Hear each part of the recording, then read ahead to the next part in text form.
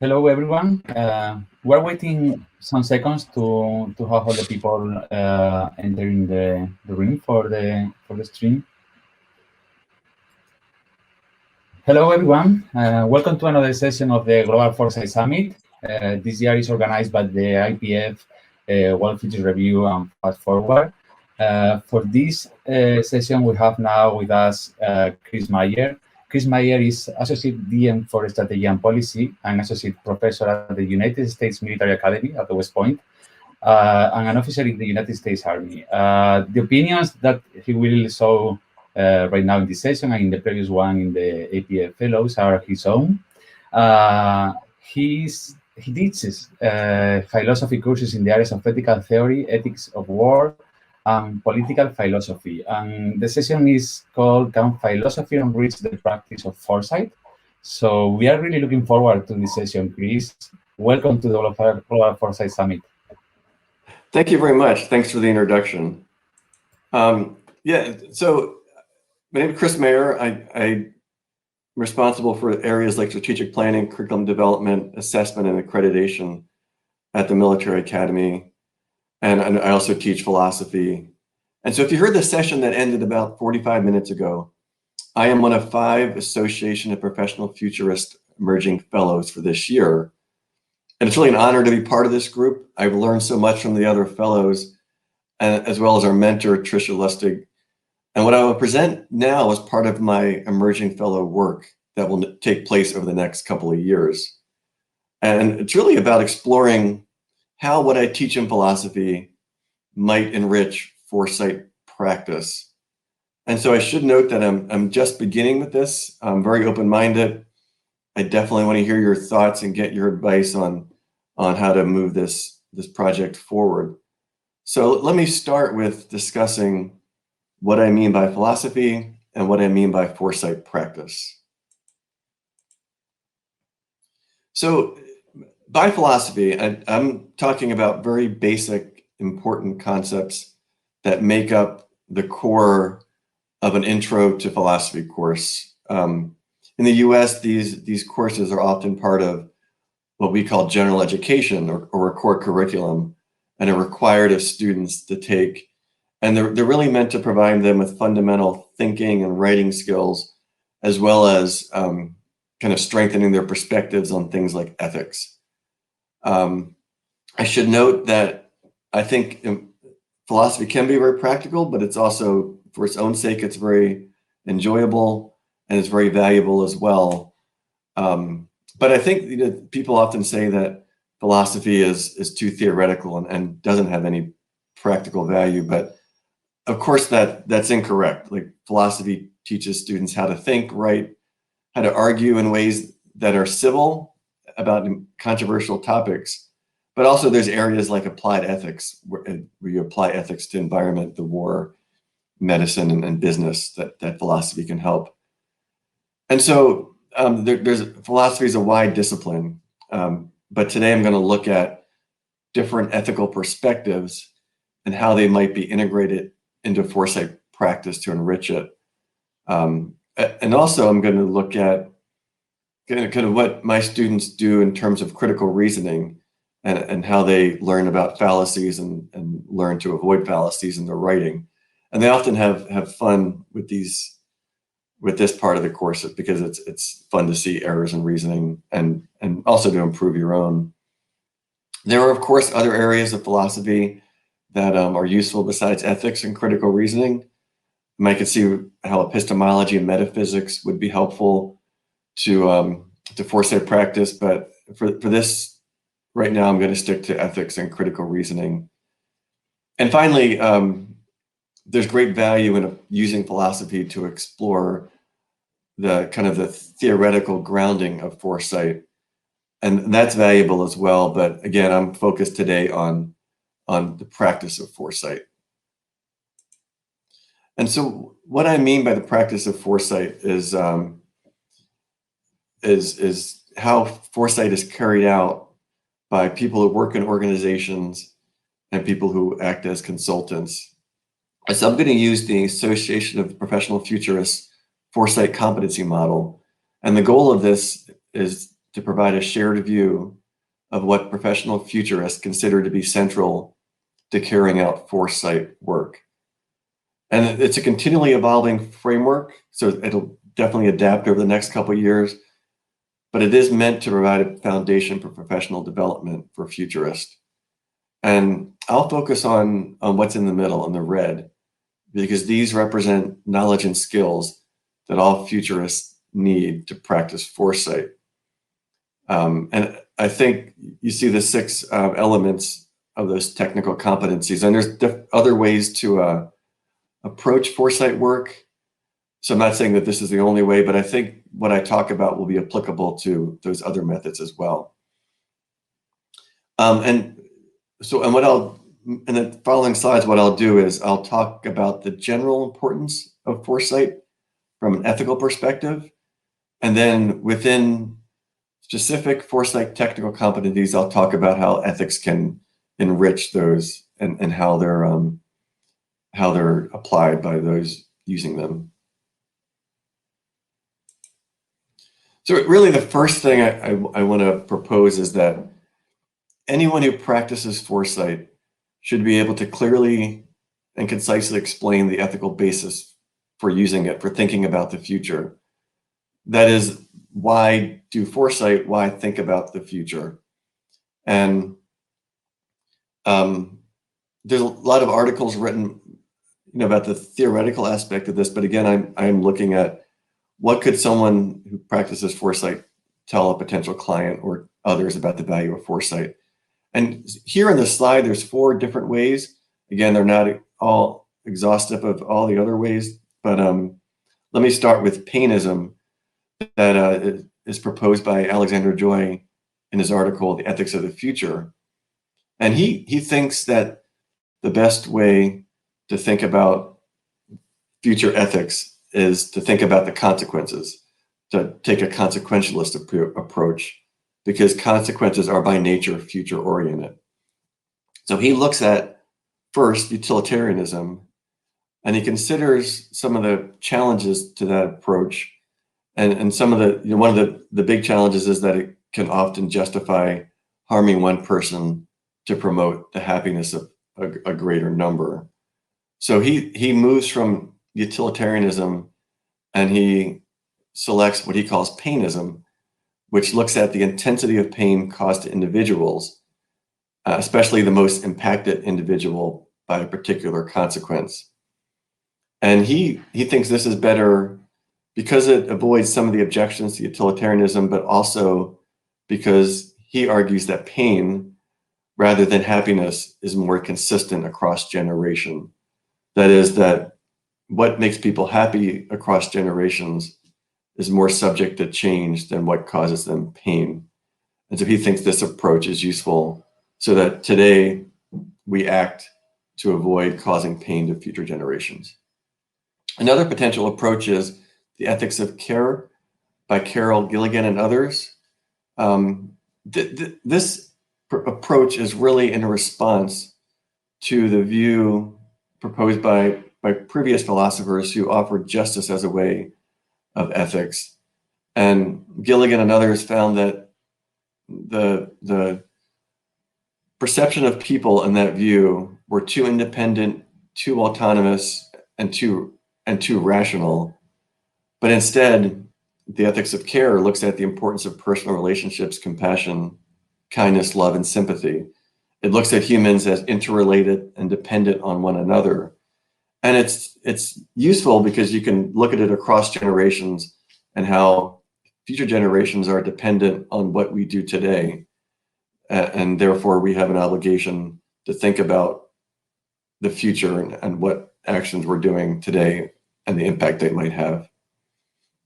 A third possibility is John Rawls's idea of the just savings principle, which he states as following, that the principle in which members of any generation would adopt as the one their generation is to follow, and as the principle they would want preceding generations to have followed so that they're in a good position, but also later generations to follow, no matter how far back or forward in time. And so this principle doesn't obligate current generations to make things better, but only to ensure that there can be just institutions. That is, there can be justice in the future. So you shouldn't do things that prevent there being a just society in the future in the current time. And finally,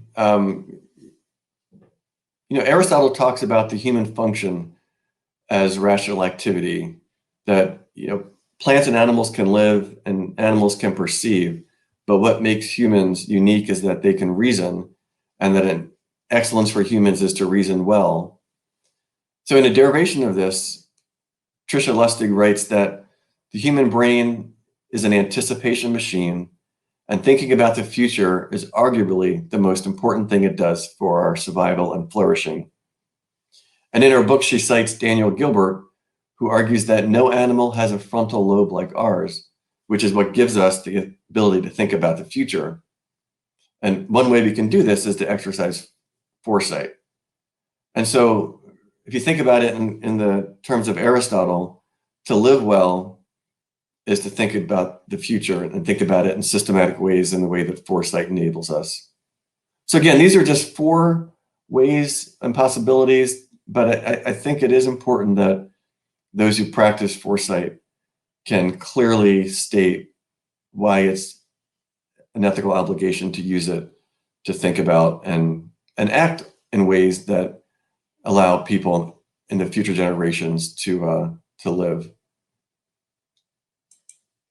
So now let's move into the technical aspects of the competencies and think about how ethics can enrich them. So in the framing competency, what you're really doing is you're scoping your project, you're identifying what it really is you're out to do, and you're looking at what are current conditions. And so in framing, I think it would be especially helpful to identify ethical beliefs and assumptions. And I imagine many people are doing this now, but I think this should be something that is stated and is just part of practice.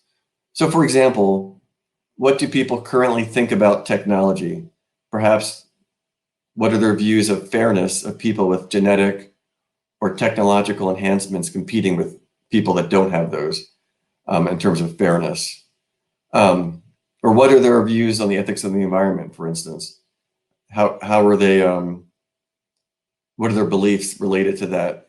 And are they willing to sacrifice consumer goods to protect the environment and give up certain things?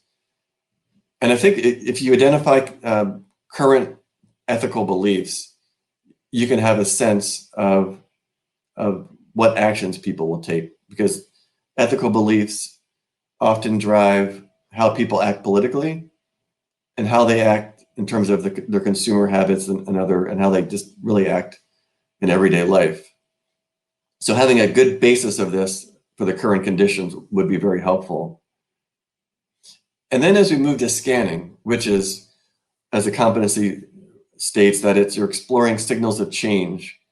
You're looking at baseline and alternative futures. And there are, of course, many different ways to do scanning, and there's different frameworks to help focus work. And there's STEEP, which includes social, technological, economical, environmental, and political. And then PESTLE adds legal to that. But really the one I've found that includes ethics is STEEPLE. And I think it's really important to make it explicit when scanning to look for the ethical beliefs, ethical assumptions that are starting to form that might be indications of the future. So for instance, you might look for what are changes to how people are viewing animal rights, or maybe their views on technology or consumerism or the environment. And you can see pockets of changes in these ethical beliefs, and those changes might indicate how the future might be and different alternative futures given different potential ethical beliefs. And of course, this could be one of the uncertainties you look at as you do your work. So another competency is futuring, where you actually identify baseline and alternative futures. And here, I think there's two things. I think one, as you develop scenarios, you should really think about fallacies. That is, are your scenarios being developed in ways that they truly are possible or plausible, or are you employing fallacies that maybe make them not possible, not plausible, not reasonable? So one example of a fallacy might be the slippery slope, which is an unreasonable chain reaction. My students always like the slippery slope, where you present that if you fail this philosophy quiz, then you'll fail the course, then you'll fail out of college, and you'll have a terrible life. You'll live alone, never have any friends or family. And that's taking a small thing and then moving to a really unreasonable end state. And sometimes you see these in scenarios where someone might argue that advances in technology will necessarily lead to robot overlords, or that political divisiveness will lead to anarchy. And again, not saying that we shouldn't look at these possibilities, but the use of fallacies at least provides a check to ensure that there are no clear errors, that it's clear in the scenario that you're not moving too fast without at least presenting why you think the end state that you're presenting is possible or plausible. I also think that it would be beneficial to make ethics explicit in scenarios in terms of the uncertainties, challenges, opportunities, and aspirations. In scenarios, you can be very clear about changing ethical views. For instance, you might highlight how there's a shift from individual rights to a more communitarian focus, and then carry that forward. What does that mean in the future? Or you might look at what do people think, how have perceptions changed on the views of rights for robots? What does that mean? That change in ethical belief, how does that play out in the scenario? Or even what changing ethical beliefs impact priorities for declining budgets, or what ethical beliefs about privacy give the authority for the government to do in a future scenario. And I just think that making these ethical aspects of the scenarios will make them richer and more useful. And so then we get to the visioning and adapting, where you're developing and you're committing to a preferred future. And this future is what you'll use to try to shape the future, to develop strategies for your organization. And so I think as you have potential preferred futures, there's different ethical perspectives that you could use to ensure that the future is in fact preferable and one that you ought to pursue. And so, one approach is using a utilitarian or painism as a way to consider, is the greatest happiness promoted collectively in this future, and then turn to painism, and is it causing really intense pain to a few individuals? That is, those individuals are paying the price so that the majority can benefit, maybe in terms of a really dramatic inequality. In terms of Kantian ethics, Kant talks about treating people as ends, as rational beings who have value, who should be able to make their own decision, and not treating them merely as means, kind of using people to achieve achieve our own objectives they haven't consented to, or maybe that they're being deceived into supporting. So in the preferred future, are we treating people as having value and with the respect they deserve? We can also talk about the ethics of care. Does this scenario value relationships and caring for others? Does it promote this? We might even include and expand this to include animals in the environment, and ask whether this preferred future really supports the interdependency we all have. And another way to do it is in terms of virtue ethics.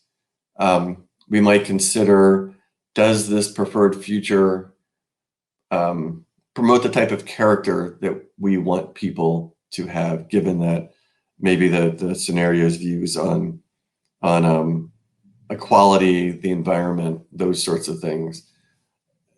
Is that useful to promoting the kind of character that we're aiming for? And finally, I want to talk about the veil of ignorance and the original position. So this is a thought experiment that John Rawls presented to help people select principles of social and political justice.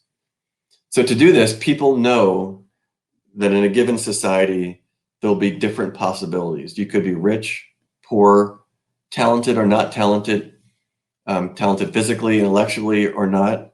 You could have good luck or bad luck. You could come from a family that has a lot of connections or no connections. Maybe you're on the winning end of inequality, or maybe you're on the losing end. So you know these positions exist, but you don't know which one you will occupy once the veil of ignorance is lifted. You don't know of your personal characteristics or social and historical circumstances. And so he thinks that if people are put behind the veil, they would choose principles of justice that provided the greatest benefit to the least advantaged in the society. And so I think you could use that approach to looking at a preferred future, or you could just think about all the different possibilities in a preferred future, and then think about, would you want to occupy one of those? And is it truly a preferred future for everyone and not just a few people? So again, I'm just beginning in this work. For each topic I talked about, there are definitely a lot more different approaches to include and think about. But I'm really, any advice you have, any questions, anything I missed, I look forward to hearing. Thanks.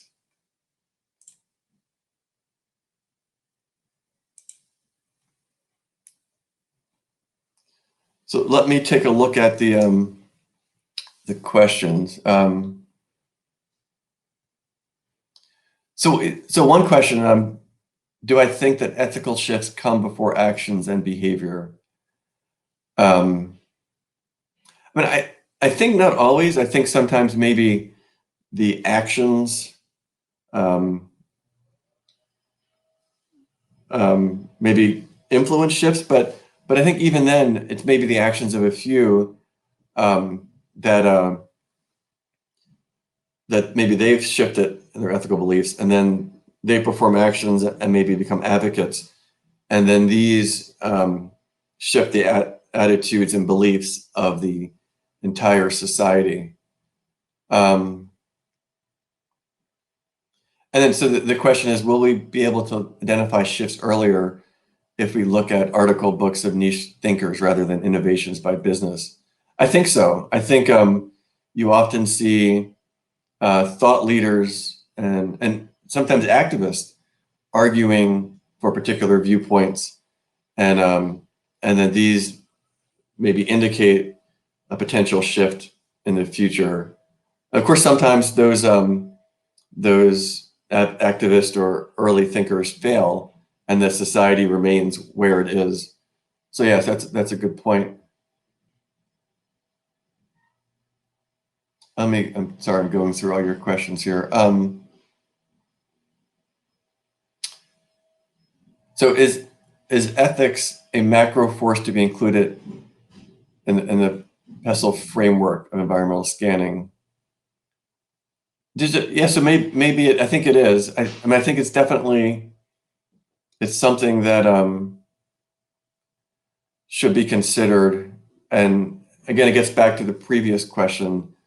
And I think I need to do more work on exploring this, but is ethics, an ethics belief and attitudes an indicator, a leading indicator of actions and broader changes, and how and what are some examples of maybe smaller groups having different ethical beliefs, and what are the likelihoods of those influencing greater society? So a question about on bias, yeah, and maybe implicit bias. Yeah, I think clear thinking is important, and ensuring that your biases aren't leading you to only look for certain things when scanning or even when framing the problem and creating scenarios. And so I do think that in addition to fallacies, some of these implicit biases we have are another thing that you know, that a person doing foresight work could use. I mean, it does seem like the best way to avoid that is to have a really diverse group of people working together on a foresight project, so as not to just have one perspective on something, or to have someone be able to challenge an implicit bias to ensure that the scenarios don't reflect those.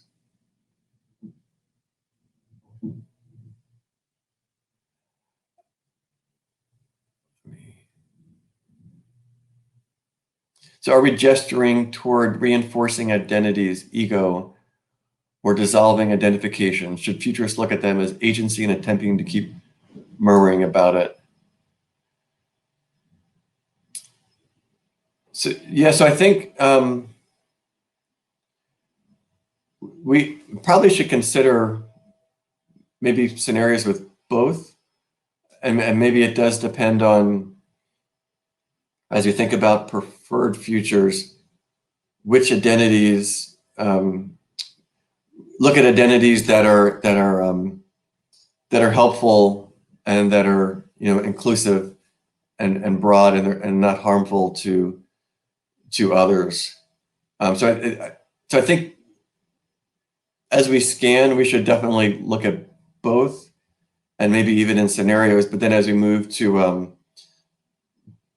preferred futures, I think it should really be about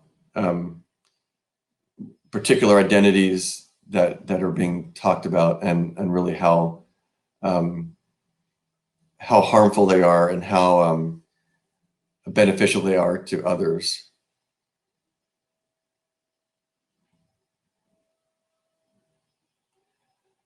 No, so the question about can philosophy add to our notion of causality? I definitely think so. And I think there's definitely a lot of theoretical work that'll be useful to that, but also in terms of practical work, I think philosophy can help us think about you know, what truly is a cause and what truly isn't, so that when we do scenarios, we're not stating something as a cause and leading us down a road to a potential future that truly isn't the case, because what we've identified a cause truly isn't a cause. And so no, I think that is a very that's a good point. So I think causality could be very beneficial. In order to avoid the veil of ignorance, do you think we should tell scenarios in the eyes of a standard persona that everyone can relate to, or specific archetypes that display diversity? I think the second. I think it's hard to really create one persona that captures the interest and the perspectives in a way that that all people that are using the scenario can relate to. And I guess the other challenge is being able to create a number of personas that capture the diversity of who would be impacted in the scenario. But perhaps, you know, what Rawls talks about is the least advantaged in a society, and maybe that's not just one type of person, but maybe it's multiple people.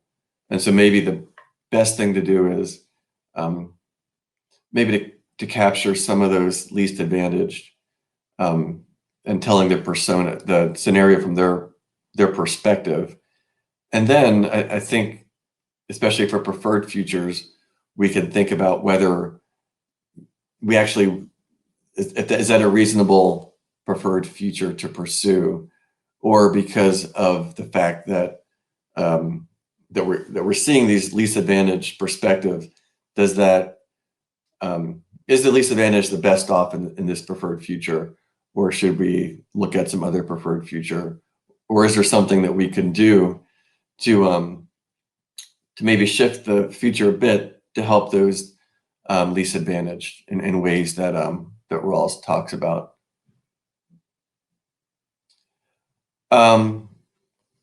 What do you think is the best way to encourage companies to take their ethics and social responsibility seriously? Yeah, that's I mean, one way, and I'm not sure this is always true, is to argue that it is better for their bottom line. But again, I'm not sure that that's always true. I think part of it does come back to what I talked about earlier, that that really thinking about and caring about the future is ethical, and that individuals and companies that don't do that are unethical. But then also maybe just sharing with them potential scenarios in the future of what could happen if they don't take ethics and social responsibility seriously. So you can think about the case of, and I think this is already being done, of looking at potential scenarios that describe the environmental impact of companies that aren't, you know, being sustainable in this regard.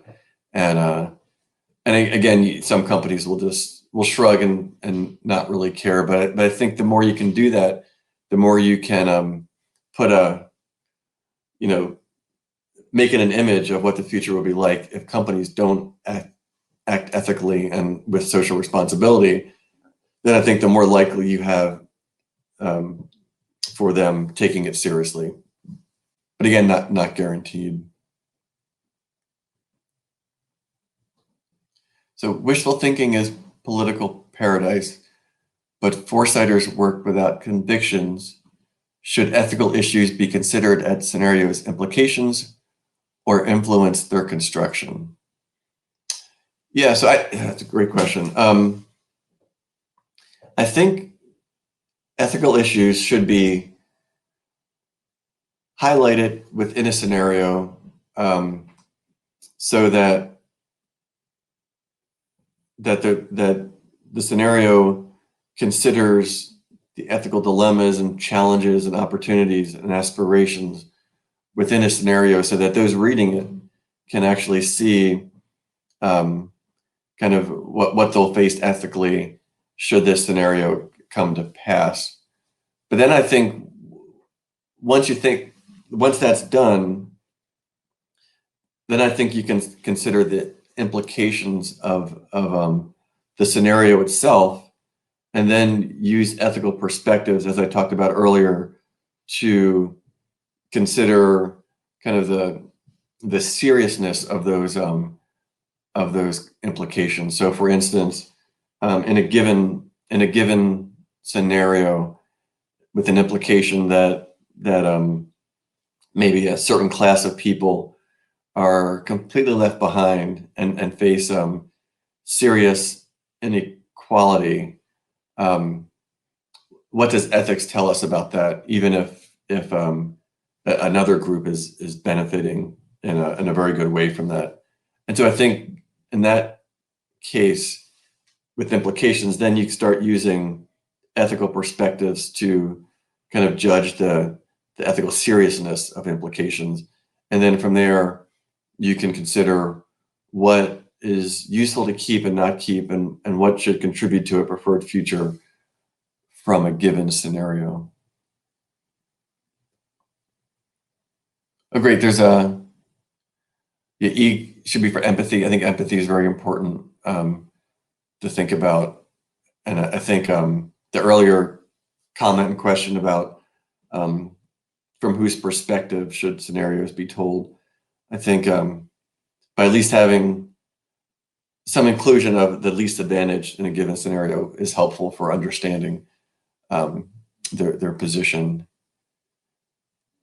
Do you think to include ethics or consciousness should be another domain of steep C? I think definitely ethics.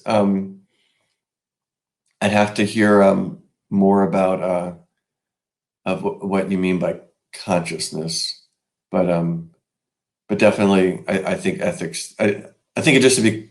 I think it's being done already, but I think it should be clearly included in whatever framework is being used for scanning, because I think ethics drives a lot, and it's so important for how we live.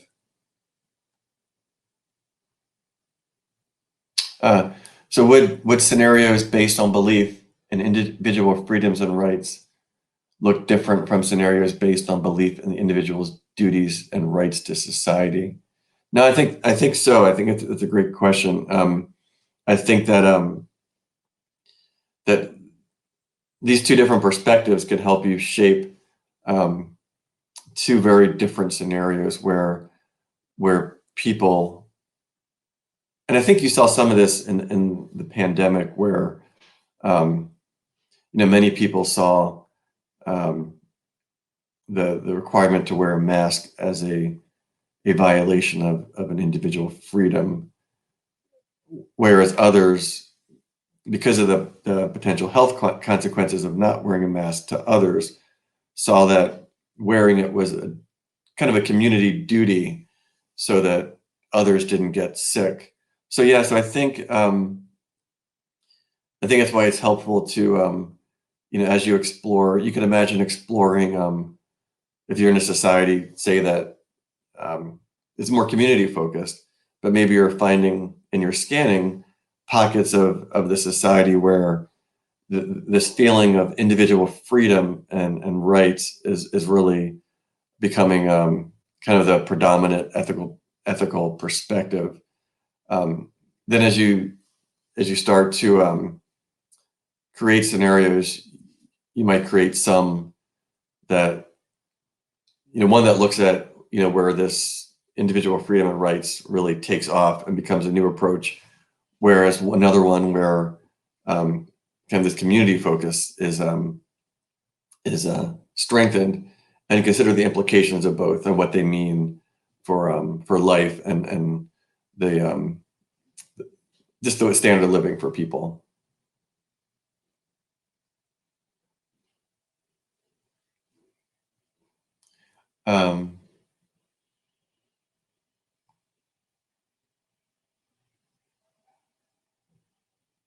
Is there a role for strategic shaming and ethical futuring and participatory scenario building?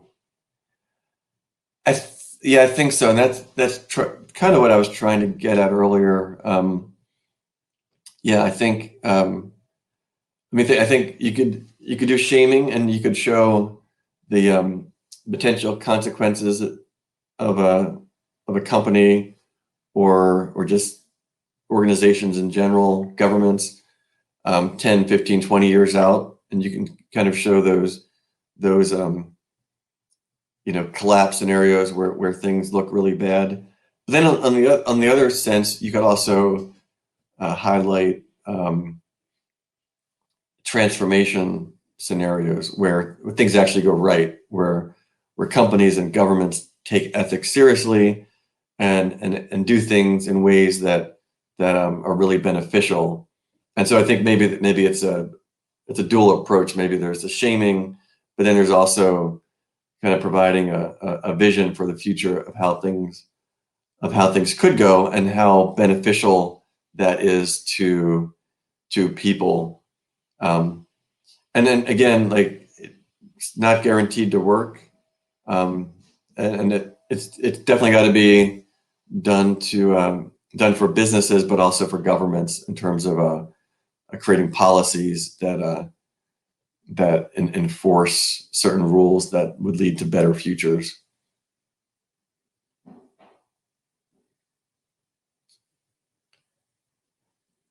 And I think that was the last question, unless there are any more, I can take them. Yeah. Thank you very much, Chris. It was a really great session. And Thank you. it was a really rich conversation with the audience. Thanks for having me. I appreciate being here. Thank you. Thank you, everyone, for watching. We are heading now into the next session in 4 minutes. So please remember to reload your internet browsers.